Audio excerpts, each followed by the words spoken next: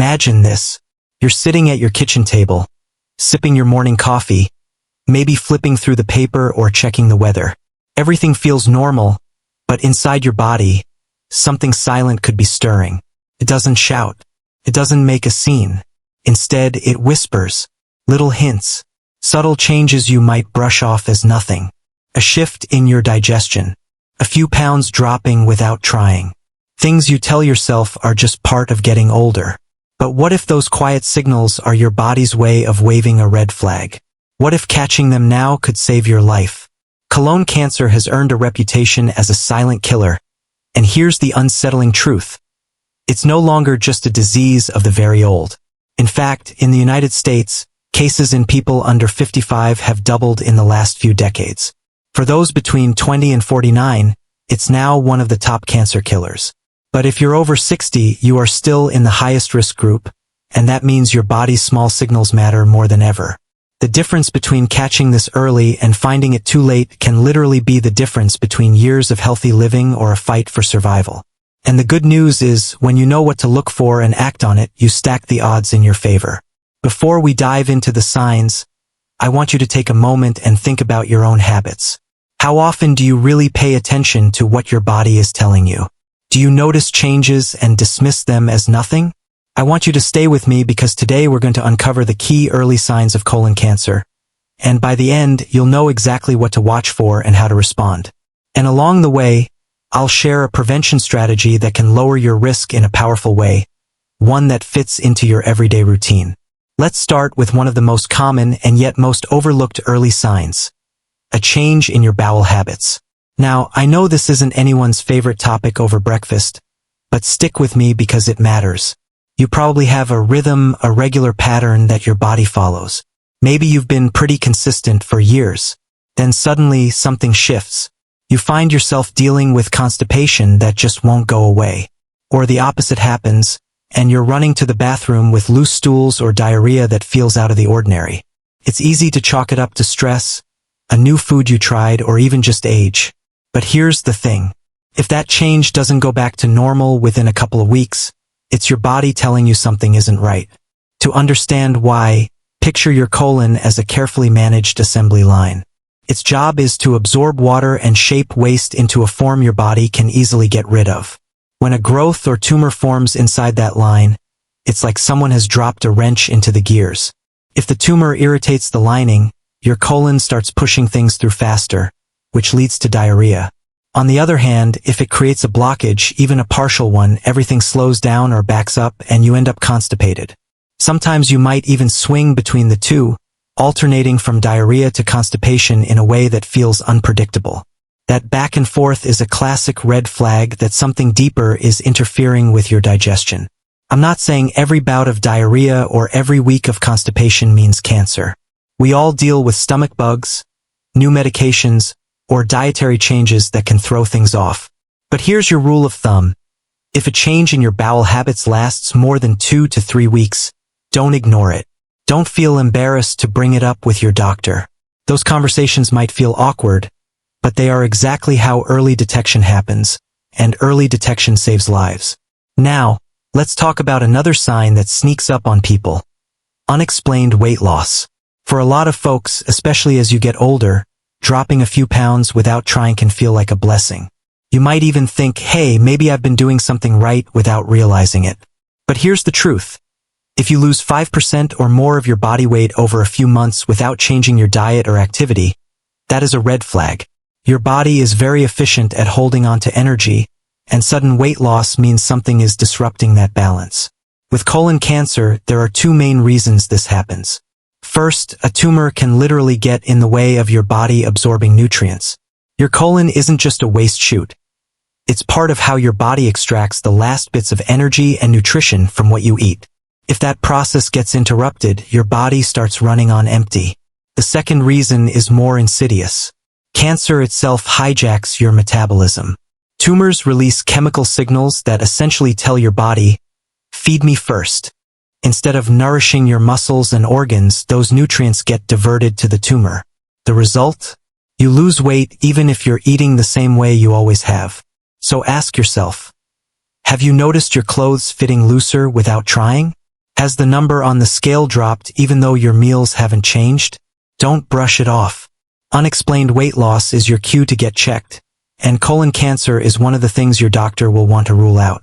The next sign is one most people have heard of, but too many ignore: blood in your stool. I know how tempting it is to see a little red and immediately tell yourself it's just hemorrhoids. And yes, hemorrhoids are common, especially as you get older. But here's the problem. You can't tell the difference just by looking.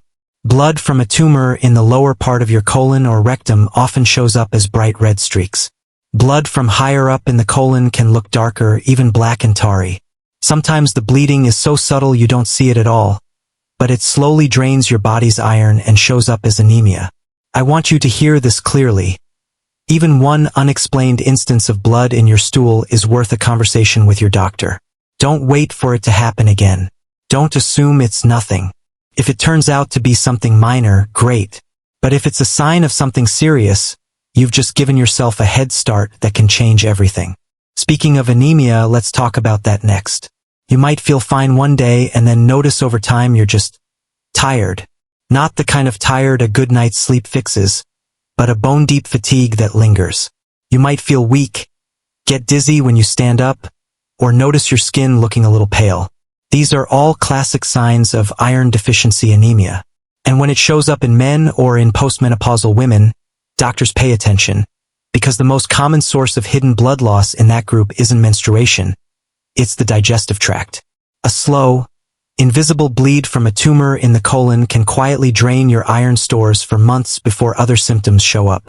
If you've ever been told you have low iron without an obvious cause, that's your cue to ask, could this be coming from my colon?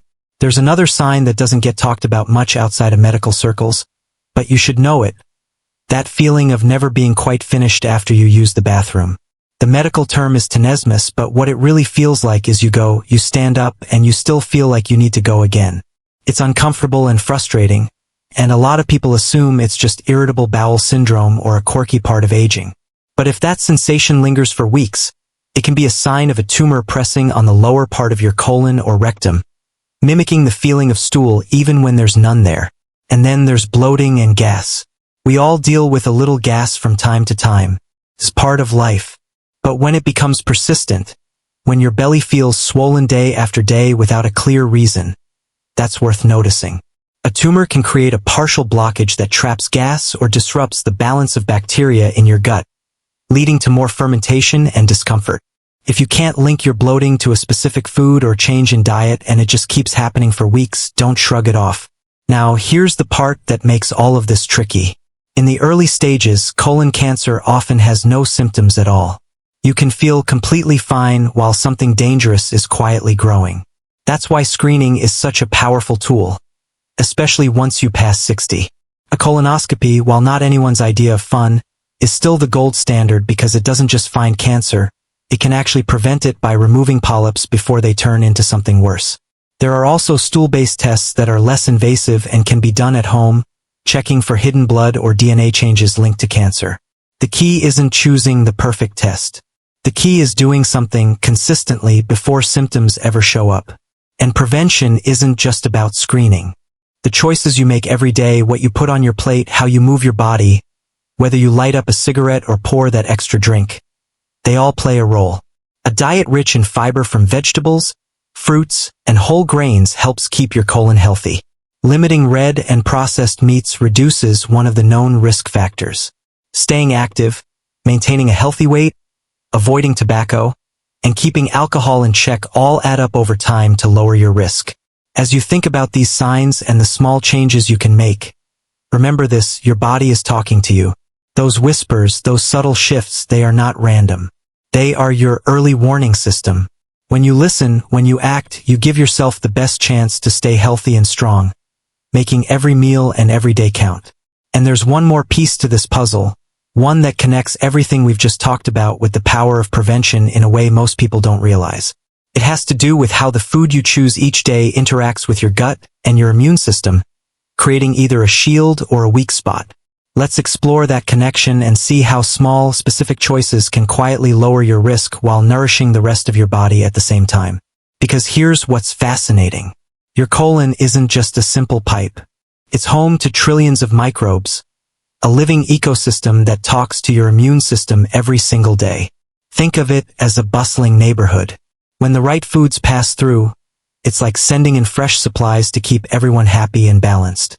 But when the wrong things dominate, that balance tips, and the environment becomes more vulnerable to damage, inflammation, and yes, even the beginnings of cancer. One of the most powerful allies you have in this neighborhood is fiber.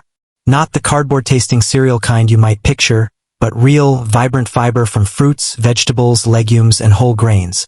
When you eat these foods, you're not just feeding yourself. You're feeding those microbes. And when they're happy, they produce compounds that protect the lining of your colon, reduce inflammation, and help your immune system recognize and destroy abnormal cells before they ever have a chance to grow into something dangerous. Every time you sit down to a meal, you have a chance to send reinforcements to that front line. Now think about the opposite. Diets heavy in red and processed meats, low in plants, high in refined sugars, they shift that neighborhood in the wrong direction. Harmful bacteria start to dominate. Inflammation quietly smolders in the background. It doesn't happen overnight. It builds slowly year after year, until one day those cells that should have been caught and cleared slip through the cracks. This is why the choices you make in your 60s and 70s matter so much. You're not just eating for today's energy. You're shaping the environment your colon lives in for the years to come. You might be wondering, how much difference can a single meal make? More than you think. Researchers have seen changes in the gut microbiome within just 24 to 48 hours of shifting to a higher fiber, plant-forward diet. That means if you start adding more colorful vegetables, beans, and whole grains to your plate this week, your colon starts benefiting almost immediately. It's like patching up weak spots in your defenses in real time. And it's not just about fiber. Certain foods bring unique protective compounds. Cruciferous vegetables like broccoli and Brussels sprouts contain natural chemicals that help your body detoxify potential carcinogens. Berries are rich in antioxidants that reduce oxidative stress on your cells. Even simple things like garlic and onions have sulfur compounds that support healthy cell repair. These aren't exotic superfoods you have to hunt down. They're everyday choices you can make in your kitchen right now. I want you to imagine your next grocery trip. Picture yourself walking through the produce section, reaching for a bag of leafy greens, maybe a pint of blueberries, a head of cabbage. Each of those items isn't just dinner. It's a small step in fortifying your colon's defenses. When you think of it that way, the choices feel less abstract and a lot more empowering. Of course, diet is only one piece of the puzzle. Movement matters too. Your colon is a muscle, and like any muscle, it benefits from activity. Regular exercise, even something as simple as a brisk daily walk, helps keep things moving through your digestive tract. That reduces the time potential toxins spend in contact with your colon lining and lowers your risk. It also helps regulate hormones and supports a healthy weight, both of which are linked to lower cancer risk. You don't have to run marathons. You just have to move consistently in ways that feel good to your body. Let's circle back to something important. Fear. It's easy to hear all this and feel a pit in your stomach. But the goal here isn't to scare you. It's to give you control. Colon cancer is one of the most preventable and treatable cancers when caught early. That means you have more power over this than you might think. Listening to your body, making these small daily changes, and staying on top of screenings, they add up to a safety net that can save your life. So what can you do starting today? First, tune in to those subtle signals. Pay attention to changes in your digestion, your weight, your energy. Don't dismiss them as just age. Your body has spent decades learning how to communicate with you. Trust it. Second, look at your plate. Ask yourself, is there fiber here? Are there colors from plants? Even one extra serving of vegetables at dinner tonight is a win. Third, commit to movement. It doesn't have to be fancy. A 10-minute walk after meals can make a difference. And finally, make a plan for screening. If you're over 60 and haven't had a colonoscopy or stool-based test in the last few years, talk to your doctor. If you have a family history, start the conversation sooner.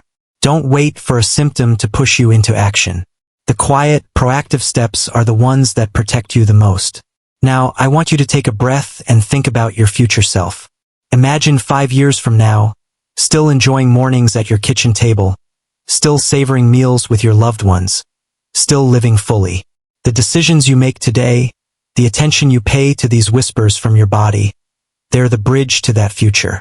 You have the knowledge, you have the tools, and every single day you have the chance to choose health. Before we wrap up, let's recap what you've learned. The early signs of colon cancer can be subtle. Changes in bowel habits that linger, unexplained weight loss, blood in your stool, iron deficiency anemia, that feeling of incomplete evacuation, persistent bloating or gas.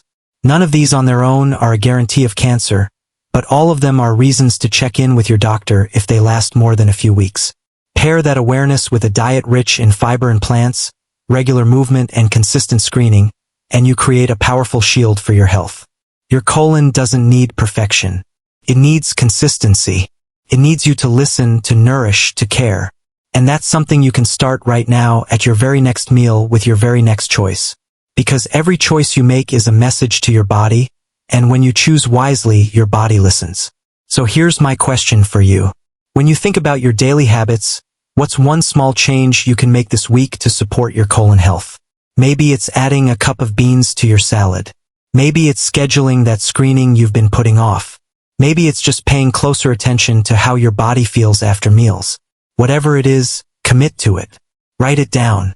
Share it with someone you trust. That single step can be the start of something life-saving. You are not powerless here. You have the ability to tune in, to act, to protect yourself. Your body is on your side, speaking to you.